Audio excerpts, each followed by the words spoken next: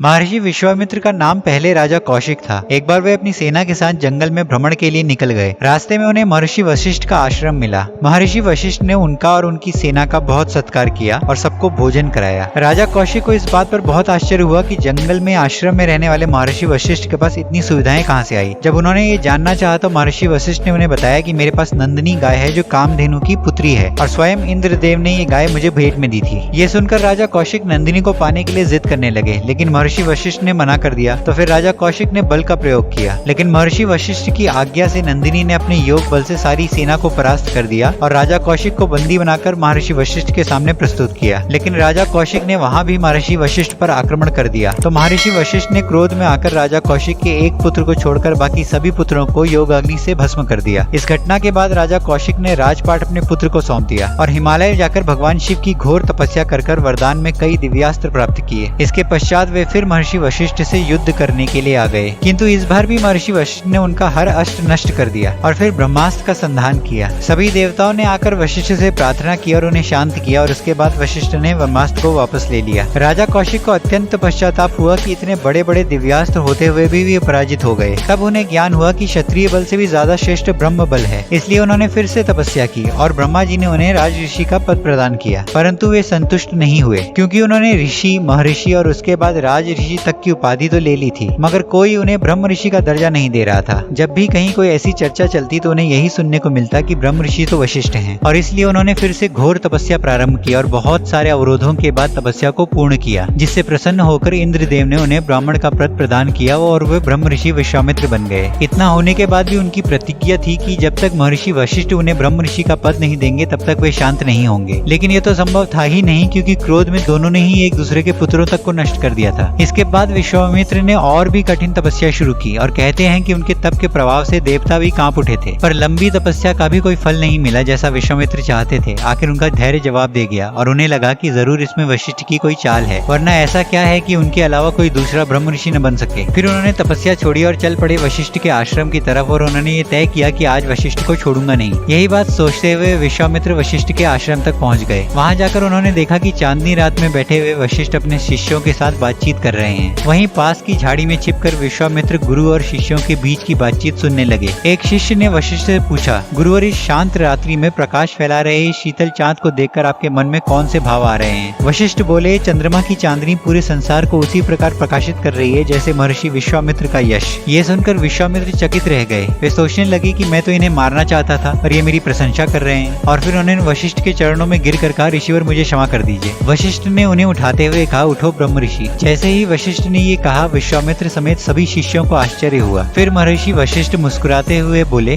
हे ब्रह्म ऋषि, आप इस तरह के पदवी के ही योग्य थे, किंतु आपका अहंकार और इस पद की लालसा आपके मार्ग की बाधा थी। लेकिन जैसे ही अभी आप पश्चाताप के आंसुओं के साथ झुके, दोनों बाधाएं दूर हो गई और इस तरह महर्षि विश्वामित्र को वो पद मिल गया जिसके वे अधिकारी थे। दोस्तों, आज के वीडियो में इतना ही। अगर आपको वीडियो पसंद आया हो तो इसे लाइक और शेयर कीजिए और अपनी राय हमें कमेंट के द्वारा बताइए। अगर आपने अब तक चैनल सब्सक्राइब नहीं किया है तो चैनल सब्सक्राइब करें, क्योंकि इससे हमारा उत्साह बना रहता है और आप भी हमारे नए वीडियो जल्द से जल्द देख पाएंगे। आज के वीडियो में इतना ही। मिलते हैं अगले वीडियो में, तब तक के लिए अपना ख्याल रखिए।